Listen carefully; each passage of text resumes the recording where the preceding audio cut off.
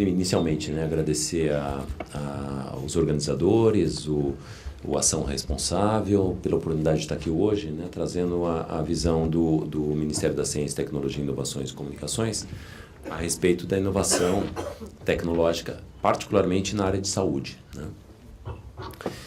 Como já foi dito, né, por aqueles que me precederam, temos agora um marco mais avançado, né, que foi chamado em algum momento Código, né, de Ciência e Tecnologia, se bem que os vetos, eles machucaram muito esse marco legal, né? Então agora, como o próprio deputado Exalci mencionou, está sendo estudadas algumas medidas de contingência, né, para preservar, né, a ideia inicial.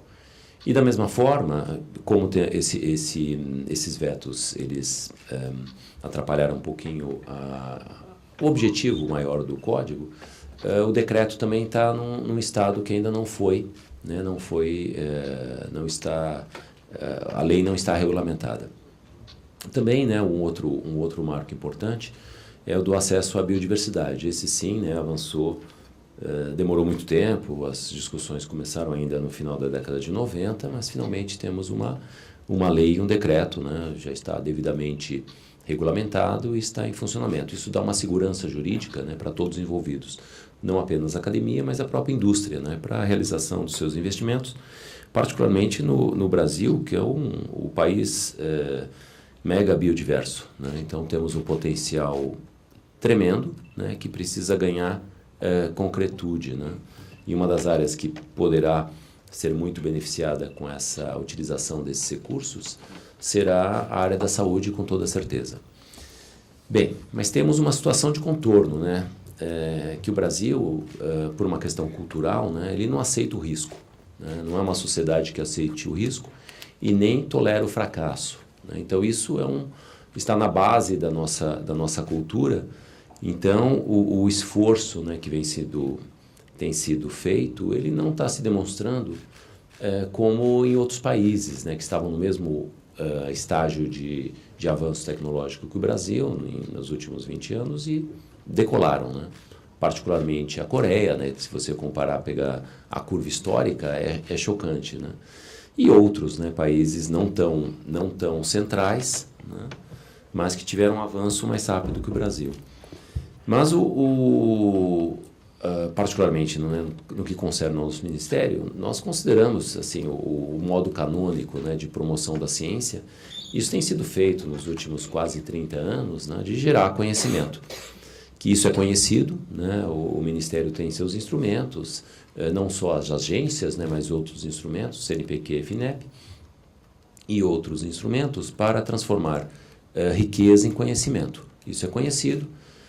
O Brasil, os indicadores são até aceitáveis, né? O número de doutores formados, o número de alunos de pós-graduação, as publicações, o Brasil apresentou um avanço muito grande. Agora, o desafio agora é gerar riqueza a partir desse conhecimento, né? E é aí que é o maior problema, né? Mas o nosso Ministério tem adotado, né, as medidas que nos competem, em articulação, como o secretário Marco mencionou, né, nessa relação quase orgânica com o Ministério da Saúde. Nós temos contribuído, né, nas políticas públicas para a área da saúde, principalmente quando tem uma abordagem científica e tecnológica, tentando trazer esse olhar, né, e tem havido uma evolução, né. Isso é evidente que pode acelerar, né, estamos no caminho certo. A questão só é a velocidade dessa transformação. E ao longo do dia, né, vocês verão a apresentação da própria Embrapi, né, que é uma OS qualificada pelo Ministério e temos um contrato de gestão com a Embrapi, juntamente com o Ministério da Educação, que é uma maneira de acelerar esse interfaceamento da academia com o setor empresarial, particularmente a indústria, em diversos setores, né? Alguns estão avançando mais rápido, outros não. Alguns setores são mais afeitos ao risco, outros não. Só que a área da saúde a gente sempre considera, né? Não é porque é nossa área e a nossa responsabilidade lá no Ministério, mas a gente entende que é algo que está na base, né? Está na Constituição, é uma questão assim de garantir cidadania para a população. Então precisa de um esforço adicional que outras áreas do conhecimento. E nesse esforço do Ministério, né, como eu disse, temos as duas agências, né, o CNPq, que está mais afeito não só à pesquisa básica, mas é mais uma relação com o pesquisador, né, com o CPF, e a FINEP, né, que é a financiadora de estudos e projetos, mas também é conhecida como Agência Brasileira de Inovação, né? É o braço mais aplicado do Ministério, porque ela tem uma relação mais com o CNPJ, né, com a pessoa jurídica, com a indústria. Então, é um instrumento para viabilizar a inovação no setor empresarial, na indústria, porque a inovação não está na academia, né?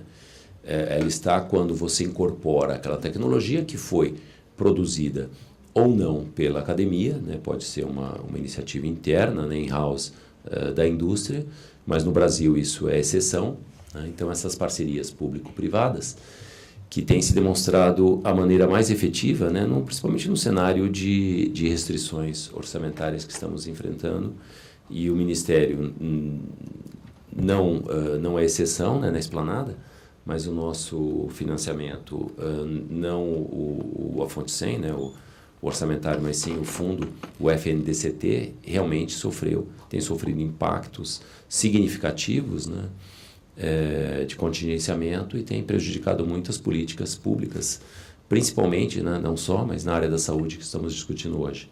Uma pena que os deputados não estão aqui, mas também faria um apelo, né, para a recomposição do nosso FNDCT.